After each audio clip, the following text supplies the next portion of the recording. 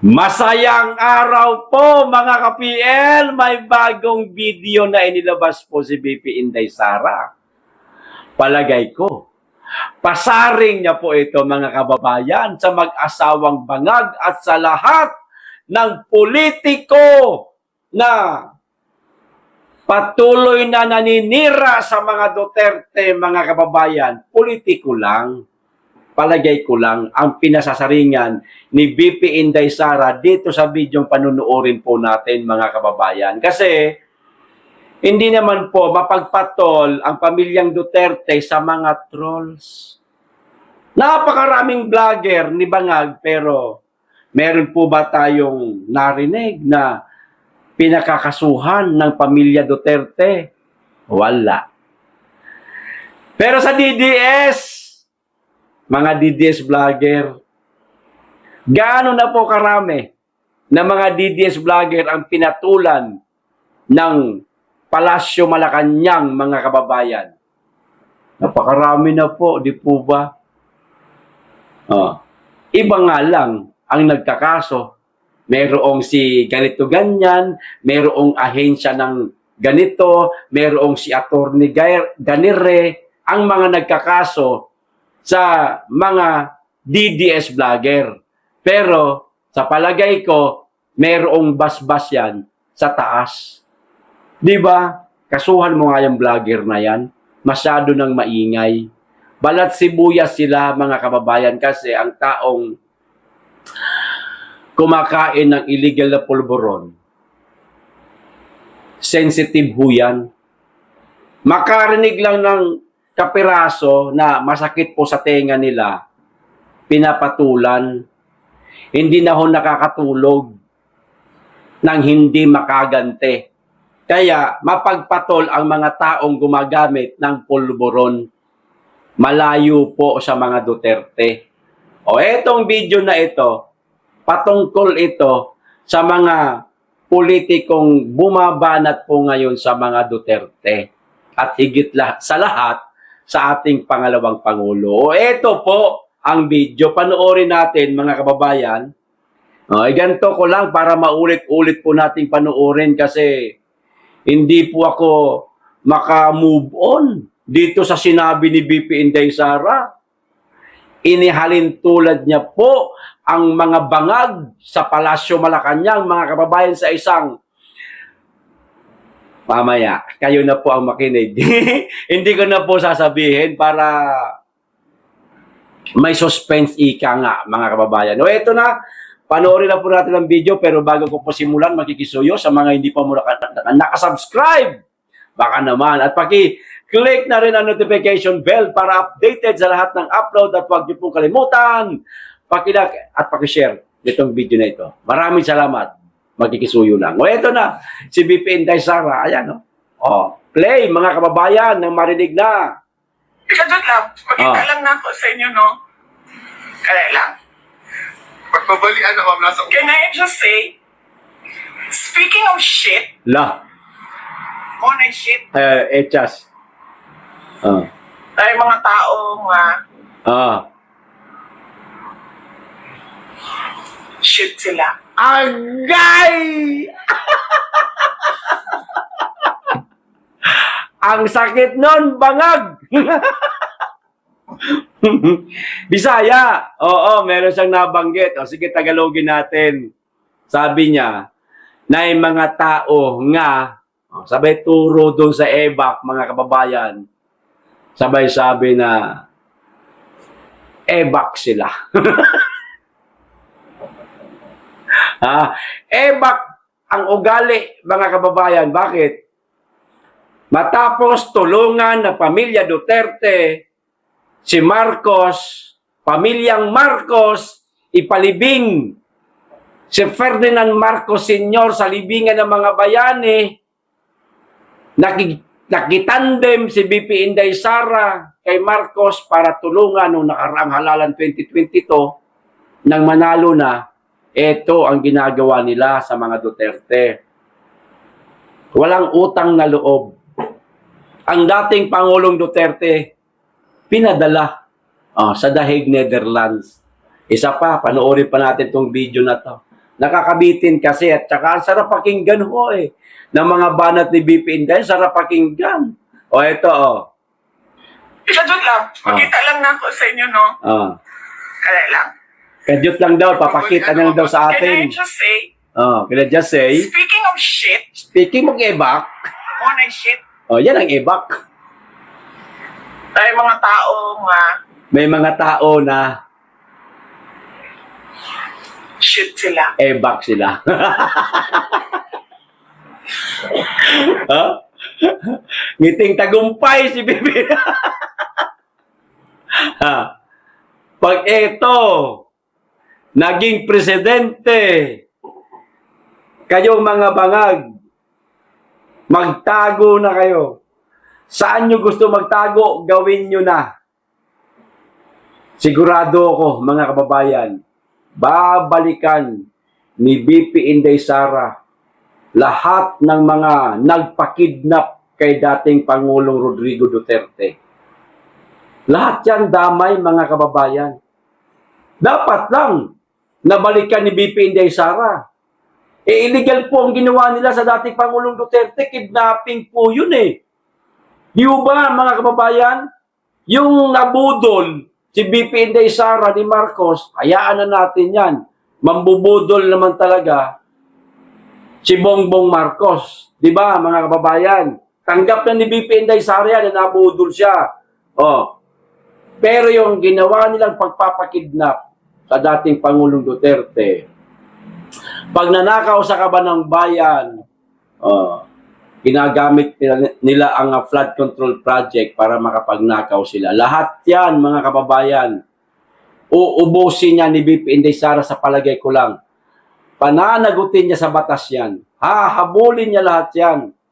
Kaya, kita nyo, ngayon pa lang, natatakot na po sila na maupo, maging presidente, ang isang BP Inday Sara. Kasi marami ho silang tatamaan. Lalo na ho dyan sa House of Representatives, mga kababayan ng mga kawatan. Nako, magugutom ho sila. Papayat po ang bulsa nila. Hindi na ho sila makakapag-nakaw. At etong si Bangag, may kalalagyan to. Ngayon pa nga lang tinatamaan na ng karma si Loco Di ba, mga kababayan? Nagkasakit ng diverticulitis. Pamamaga ng kanyang large intestine ba yon? O basta sa bandang tiyan niya. Na-infection daw. Hindi naman siguro magkakaroon ng infection kung gutom-gutom lang. Palagay ko, hindi rin naman magugutom yung tao na may pera, presidente pa nga. May nag-aalaga, may nagluluto, may tagapaalala sa kanya na Mr. President, oras na po ng kain. Baka naman totoo ang kwento-kwento ng ating mga kababayan na baka napasukan ng isang something hard and long. Yung kanyang wet pack. Kaya na-infection. Itabingi. Imbis na diretso. Tabingi yung wet. Yung pumasok na something hard and long.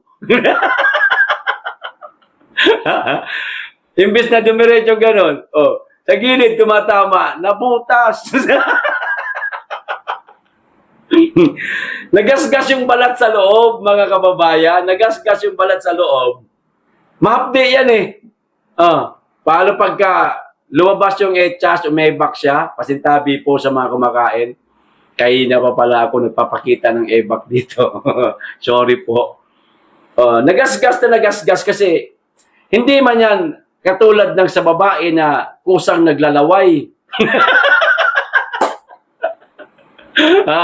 Tuyo man yan sa loob, tuyo kasi wala bang fluid na lumalabas yan. Maliban na lang siguro pagka masama ang sikmura. Yung bang nagdadayariya ka, may mga fluid na lumalabas dyan kasi mula yun sa etchas na kasama ng tubig.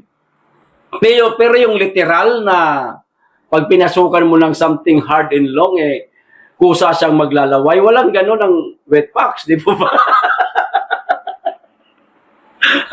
O kinakailangan mo, lagyan mo ng kung ano-ano dyan para dumulas yung something hard and long. Lang yung buhay ito. Napunta tayo sa kwento na ito. Hindi, kasi yan ang kwento-kwento ng mga kababayan natin. Kaya daw nagkaroon ng sakit na gayaan o baka daw napasukan ng ng something hard and grabe, hindi niya man lang ginamitan ng marami nang nabibili ngayon dyan sa convenience store na pampadulas. Oy! Hindi niya man lang ginamitan. O, nagmamadali na laway-laway lang. Natutuyo yan. Natutuyo yan. O, ayan. Nangyari, hindi na natin mahagilap. Yung presidente natin, nasa na? Marami nang naghahanap sa kanya. Nasa na daw ang presidente? O, kanina, naglabas ng statement ang Palasyo Malacanang na ang sabi, o eto, basahin ko, ayan o. Rest for a week. O, kita nyo na mga kababayan, kailangan daw magpahinga ni Mr. President ng week. O, week na nga siya, pahinga niya, week. Ilang weeks kaya ito? O, 1 week, 2 weeks, 3 weeks, o, tuloy nyo na. O, sabi President Ferdinand Bongbong Marcos Jr. will not attend the event in Malacanang on Wednesday morning, but he is fine and catching up with paperwork after experiencing diverticulitis, Executive Secretary Ralph Recto said. Yan po ang sinabi ni Ralph Recto. Okay naman daw ang presidente. Para ito sa mga naghahanap sa presidenteng katulad ko, na nasa na si presidente? Ba't di na natin nakikita sa mainstream media nagpapa-interview? Kasi namimiss ko yung dubidap-dap niya ba? Okay naman daw. Sabi ni Ralph Recto. Ganito, mga kababayan. Ngayon na pagtagpi-tagpi ko lang, ewan ko lang kung tama ako, no? Di ba? Bago kumalat sa mainstream media, sa social media, itong sakit ni Bongbong Marcos na diverticulitis, mga kababayan, di bagay meron pong inilabas ang Palasyo Malacanang na si Auntie Claring ang nag-interview kay Bongbong Marcos. Pangisi-ngisi siya, di ba? Mga kababayan, hindi ko na mahagilap yung video. Nandi dito. Mahirap na rin baka ipakita ko dyan. Baka mamaya ma-copyright pa ako. Sabi niya, okay lang ako. Huwag kayo mag-alala. Huwag kayo masyadong exaggerated sa health ko. Hindi di umano yun, parang sinabi niya, hindi naman daw yun nakakamatay. Tapos sabi ni Claring na, sabi po ng doktor, Mr. President, kinakailangan daw kayong magpahinga muna kasi sobra na kayo sa trabaho. Kahit hindi naman totoong nagtatrabaho. Sobra na daw sa trabaho, sabi ni Auntie Claring. O sige, hayaan na natin yung sinabi niya. Ngayon ko na pagtagpi-tagpi, mga kababayan, nung mabasa ko po ito. Ito. Yan, nakita niyo pala yan. Rest for a week. So, kinakailangan niya magpahinga ng linggo. Ilang linggo man yan, 2 linggo, 3 linggo. No? Baka, yung inilabas nilang video, interview with Bangag, si Auntie Claring ang nag-interview, baka mind conditioning lang yun, mga kababayan, kung maituturing. Parang mind conditioning lang. Kasi, sila alam nila na ilang araw, ilang linggo na hindi masisilayan si Bangag sa mainstream media at sa social media. Kasi alam nila na merong mangyayaring medication o baka operation mismo kay President. So, kinakailangan nilang sabihin yun sa isang short clip na okay naman ako. Sabi ni Bongbong Marcos. Hindi pa ako matetegi. Kala mo lang yan. Oh, Claring naman. Sabi kasi ng doktor, Mr. President, kailangan nyo daw magpahinga. Masyado na kayo sa trabaho. Sobra na daw kayo sa trabaho. Magpahinga daw po kayo. Yan ang sabi ni Claring, di ba? Yun pala, mga kababayan, sa palagay ko lang naman ito, kaya nila inilabas yung video na yon para aware tayong lahat na ilang linggong mawawala si Bongbong Marcos sa paningin natin. So, nasa isip na natin na baka nagme-medication kasi meron niyang diverticulitis. Maga nga yung kanyang wet packs o kanyang siguro, kanyang large intestine o kanyang saang parte man niya sa tiyan. Pero ang katotohanan, baka naoperahan na, mga kababayan. Di ba? Ilang linggo daw mawawala. Operahan. Halimbawa, naoperahan isang araw. Tapos na. So, kinakailangan niyang gumamit ng colostomy kung hindi na makaebak. Kasi ooperahan doon yan eh. May mga tatahiin doon, may mga kukumpunihin doon. Alam ng doktor yan, tayo, hindi natin alam yan. So, hindi muna lalabas yung chest niya doon sa puwerta ng kanyang wet packs. So, dito muna sa ledge yan, mga kababayan. Colostomy bag muna yan. Sagwa naman, pag-gala-gala siya, nakikita ng mainstream media, maga yung ganito niya, may bit-bit siyang tae. Ultimo yung utot niya, dito lumalabas sa sa tiyan. No, di ba? Kaya mawawala siya ng linggo. Hindi natin alam kung isang linggo, 2 linggo, o baka isang buwan. Sinungaling yung mga yan eh. Alam nyo, kabaliktaran mga sinasabi ng mga yan. Minsan lang totoo. Pag sinabi nilang week, ito, walang S. Maaari 1 linggo lang ito. Wala naman sinabing 1 linggo, 2 linggo. Basta week. Basta linggo mawawala si Mr. President. Ngayon, halimbawa, nawala yung mama na yan ng 2 buwan, malala na yan mga kababayan. Delikado na yan. Baka may bit-bit na yung tawag dito, lagayan ng etchas dito sa bandang tiyan. Ngayon ko lang napagtanto na baka kinakailangan nilang sabihin yung doon sa video na yun na mayroong sakit, magpahinga kasi alam nilang ooperahan na.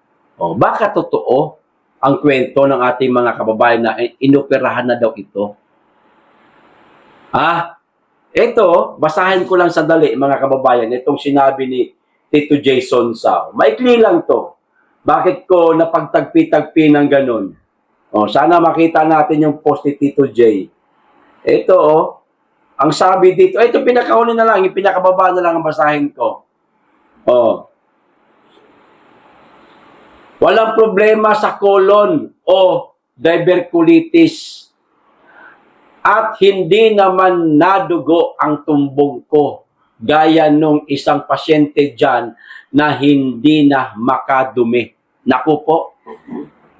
Kasi si Tito J ngayon, mga kababayan, nasa ospital di umano, nagpapagaling, pinagbawalan siya ng kape, itlog, chicken, munggo, soda, matatamis, maaalat, seafoods, stress at puyat. Yan ay pinagbawal sa kanya ngayon ng doktor kasi may edad na talaga si Tito J. Nasa ospital siya ngayon nagpapagaling. Pero simpleng sakit lang naman. Hindi naman katulad nung kay Bongbong Marcos na diverticulitis. Pero eto nga, sa kauli-hulihang mga naipost ni Tito J. Sonsa, kung gusto nyo, screenshot nyo na lang yan, mga kababayan, babasa nyo ng buo. Sa pinakahuli ako, medyo nagkaroon ng konting idea. Baka nga naman talagang hindi na maka-etchas yung mamang nasa palasyo. Ayan pinakahuli-ulitin ko Walang problema sa colon o diverculitis at hindi naman nadugo ang tumbong ko. Kasi itong post ni Tito Jason sa patungkol ito sa kanya, may papyaw lang siya sa dulo at ito yung binabasa ko. Oh, hindi naman daw nadugo ang kanyang tumbong. Gaya noong isang pasyente dyan na hindi na makadumi. Nako, hindi na daw makadumi. Sino ba yung hindi makadumi? Sino ba yung merong sakit na diverticulitis ngayon? Baka nga, naoperahan na, kaya hindi makadumi. So, hindi makadumi, may butas sa ledgi yan, mga kababayan, para doon lalabas yung kanyang mga dumi. Di po ba ihi? Oo, makakaihi. Hindi naman konektado yan. Dumi as in dumi, na literal na dumi lang talaga ang lumalabas sa wet packs natin Eh yung isang mama, hindi na daw makadumi. Naku po. Anong dasal yan, PL? Para sa ikabubuti ng isang tao, ikabubuti ng sambayan ng Pilipino. Kasambayan ng Pilipino po.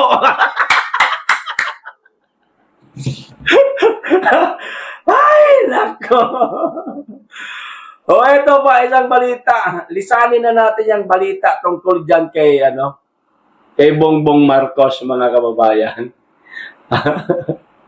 Dito naman po tayo kay, kay Risa Hontiveros, mga kababayan, na ginamit niya na naman ang mga sambayan ng Pilipino o taong bayan. Ganyan talaga ang galawan ng mga Alam niyo yung mga taong, yung nasa hanay ng mga nasa kaliwa. O ito, sabi ni Risa, makinig ho kayo. Kung totoo ba itong sinasabi niya, o kayo na pong humusga, banatan nyo na sa comment section, kayo nang bahala dyan. Babanatan ko rin naman to Na ito, sabi niya, nakita ko lang po ito sa PH Eagles Vision, mga kababayan, na pahina sa Facebook. Ito sabi niya, kung hindi lang sa taong bayan na pinipilit akong tumakbong presidente at sa Visayas at Mindanao, hindi ko ipipilit ang sarili ko. Kaso, nakokonsensya ako. Ayan. Visayas at Mindanao po ang binanggit nitong mahaderang babaeng ito, mga kababayan. Mga taga-Visayas, nagpunta si Risa Hontiveros sa Cebu. Ano po nasaksihan ninyo? Ano po nasaksihan ninyo? Paano siya maging plastic? Bit-bit niya pa yung santo ninyo. Ginagamit niya pa sa pagiging pamumuliti o sa pamumulitika niya. Kayo bang mga taga-Visayas, handaan niyong suportahan si Risa Hontiveros kasi ayon sa kanya, nakikita naman ninyo, dahil daw sa taong bayan, pinipilit daw siyang tumakbo sa pagka-presidente ng mga taga-Visayas at ng mga taga-Mindanao. Visayas muna tayo. Kasi hindi naman ako nakatira sa Visayas, hindi ko kabisado ang galawan dyan sa Visayas. Bagamat Bisaya ako, kasi Davao, Cebu, parehas lang yan O sa mga nasa lugar ng Visayas, iboboto nyo ba si Risa Hontiveros? Kayo daw po Kayo daw po ang nagtutulak sa kanya. Kayo mga taga-Visayas ang nagtutulak sa kanya, tumakbo siya sa pagka-presidente sa 2028. Totoo po bang itinutulak nyo siya maging presidente o tumakbong presidente? Sige, comment po mga kababayan. O sa mga wag na taga Luzon. Kasi hati-hati O sa mga taga Mindanao, meron itong isang salita, merong isang boto. Pag sinabi ng mga Duterte, suportahan natin to, so suportahan talaga yan. Sabi po ni Risa Hontiveros, mga taga Mindanao, liwanag isa daw po kayo na pumipilit sa kanya para tumakbo siyang presidente sa 2028. Sige, comment, anak ng tutsa, Ako, taga Mindanao ako, Risa Hontiveros, yawa ka. Huwag kang sinungaling. Buang ka. Taga Mindanao ako. Ipinanganak sa Mindanao, lumaki sa Mindanao. Ikaw, pipilitin ka namin tumakbo sa pagka-presidente? Sino ka? Ha? Sino ka? Hindi ka nga kilala halos sa Mindanao eh. Lalo na sa mga kabundukan. Hindi ka po kilala. Sino ka para itulak ng mga Mindanaoan na maging presidente o tumakbong presidente sa 2028? Ang kapal naman ng mukha mo, te. Hindi ka po kilala sa Mindanao. Mas lalong ayaw sa'yo ng mga taga Mindanao kasi isa ka sa mga kritiko ng mga Duterte. Isa ka sa mga sumisira sa mga Duterte. Tapos sasabihin mong taga Mindanao, isa sa mga pumipilit sa yung tumakbo kang presidente sa 2028, dinamay mo pa ang Visayas. Ang lakas ng tama mo, te. Naghahalusinate ka. Dinaig mo pa si Bangag. Kawawa naman tong alin na to. Nangangarap lang.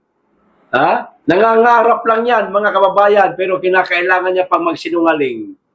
Na kunwari, pinilit ako ng Visayas, pinilit ako ng Mindanao na tumakbong presidente sa 2028. Pakonsensya man ako niyan pag hindi ko sila sinunod.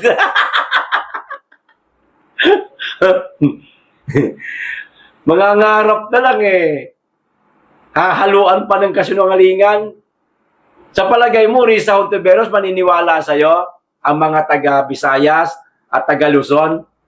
Dito sa sinasabi mong pinilit ka nitong dalawang malalaking isla sa ating bansa tumakbong presidente, loko-loko. Ayaw ka naming maging presidente. Lalo na ako, taga Mindanao. Pipilitin ka namin? Gusto mo, Risa Hontiveros, ganito eh. Hindi, ganito, madam. Senador ka, di ba? Meron kang mga bodyguards. Ako wala. Pobre lang ako. Vlogger lang ako. Ganito, madam. Huwag kang matakot. Gumawa tayo ng survey sa Mindanao.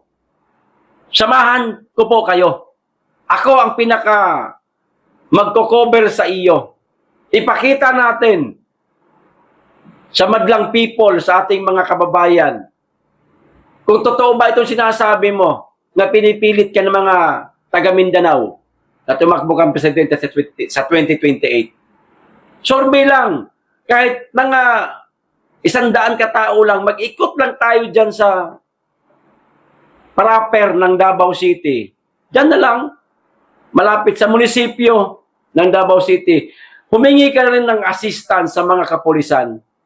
Naroon lang ako para mag-video, naka-live, walang putol, para maipakita natin sa ating mga kababayan, buong Pilipinas, kung totoo ba itong sinasabi mo, na isa ang Mindanao, pulo ng Mindanao, na nagsasabi, nagtutulak sa iyo na tumakbong presidente.